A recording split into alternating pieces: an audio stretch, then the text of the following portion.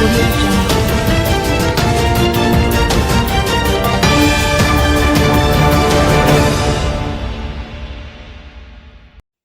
Man wanted for murder in St. Catherine surrenders at Mandeville Police Station.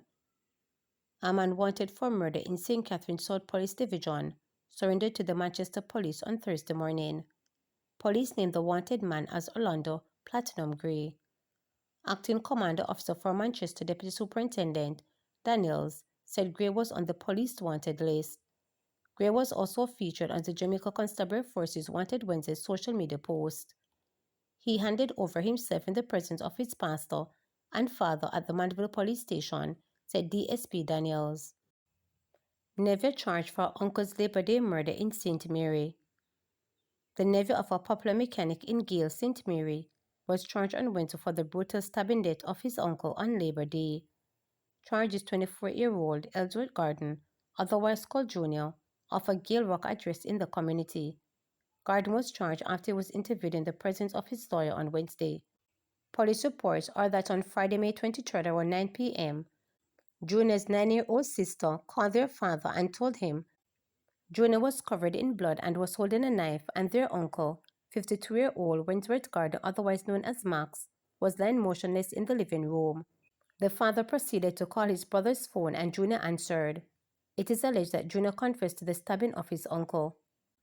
Upon arriving at the house, the father saw his brother's lifeless body on the floor and the knife on the generator of the veranda. He then called the police while he and other residents restrained his son. Junior was taken to the Portmore Hospital under police guard for medical attention. Sources close to the family said that it is alleged that Junior has been suffering from mental illness. A court date has not been confirmed and the St. Mary police continue investigating. 2 arrested during gun seizure at Manchester bar. Police in Manchester are reporting that 2 people were arrested and a firearm seized during an operation at a bar in Newport, Manchester on Wednesday night. Constable Anisha Marshall, assigned to the Newport police station, said the weapon seized and the arrest happened about 8:20 p.m. Another firearm was taken off the streets of Manchester. Officers from the Newport police station responded to a call regarding a loud noise at a bar on Lime Tree Lane in Newport. On the arrival of the police, a man was seen acting in a suspicious manner and he dropped an object. On closer inspection of the object, it was revealed to be a 9mm pistol with a magazine containing 6 rounds. A further search of the suspect's home was conducted and another 4 rounds were found. 2 suspects were taken into custody, she said, in an audio release from the leadership of the Manchester Police. An ODM facing financial challenges but willing to provide transportation for 107 deportees. With more than 100 Jamaicans set to be deported from the United States, the National Organization for Deported Migrants, NODM, has expressed that it is willing to assist those returned with transportation.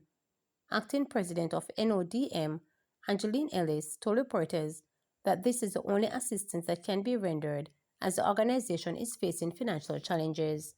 She is calling for persons to help fund the organization where possible. Funding, we don't have any funding available. We're not being funded by no government no, we are not receiving any funding. Whatever we have now is based on individuals and the board members, their little contribution towards the organization. As for the persons coming in today, transportation, if requires, can be available. But as for anything else, that's as far as we can offer. If there's anybody out there that wishes to, fund us, we really, really, really need funding so we can better serve the returning residents or returning migrants here in Jamaica.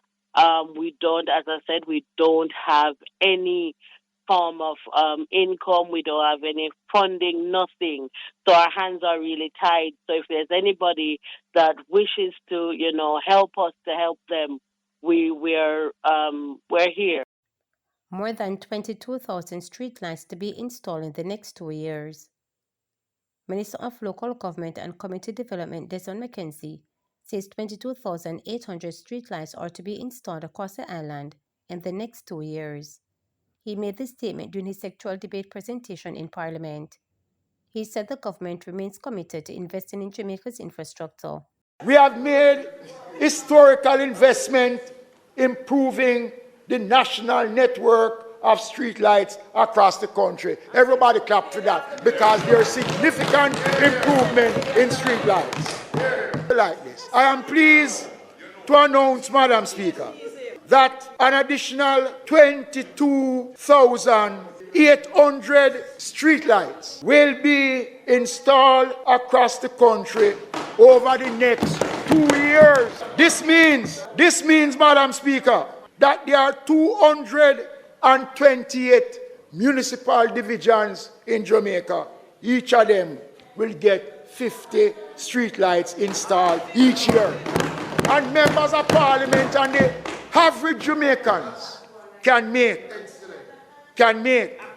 application for light, Madam Speaker.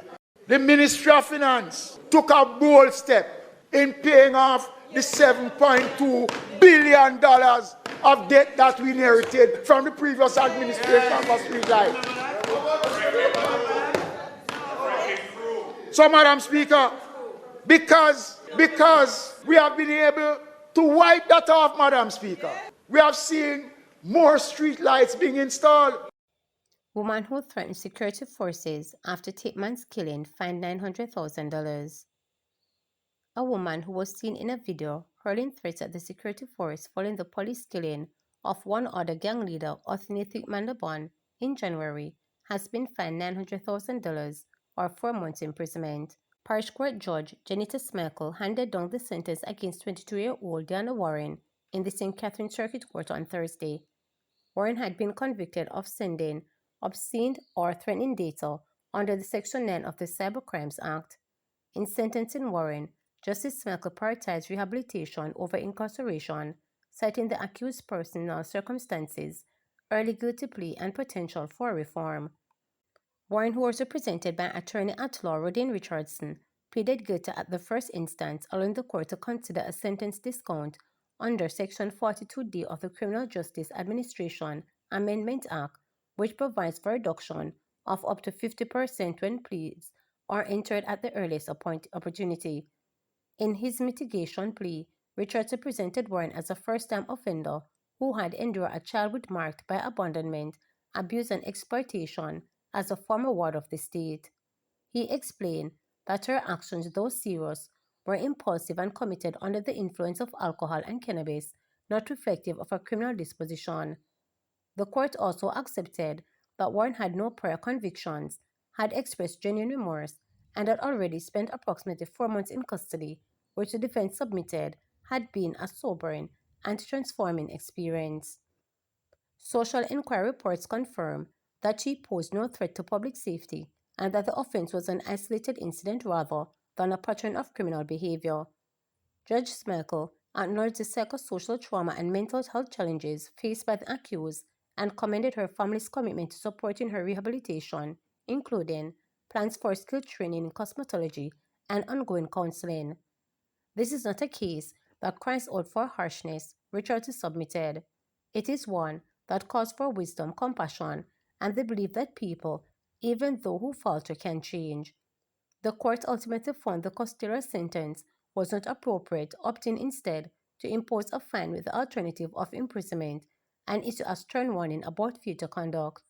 The judge also strongly encouraged Warren to seek treatment for substance abuse as part of her reintegration. Barnett Street Police Station sign damage.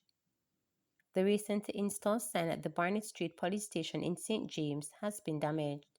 According to reports, a stone was used to damage a section of the sign that now alerts citizens that a police station is located at 14 Barnett Street. Reports suggest that the incident took place about 5 a.m. on Thursday and was carried out by a mentally ill man. Station Supervisor Detective Sergeant Ricardo Clark said the damage is being assessed. "We are having a look at the damage to determine the extent," he told reporters. He is, however, already looking at the next steps in addressing the issue.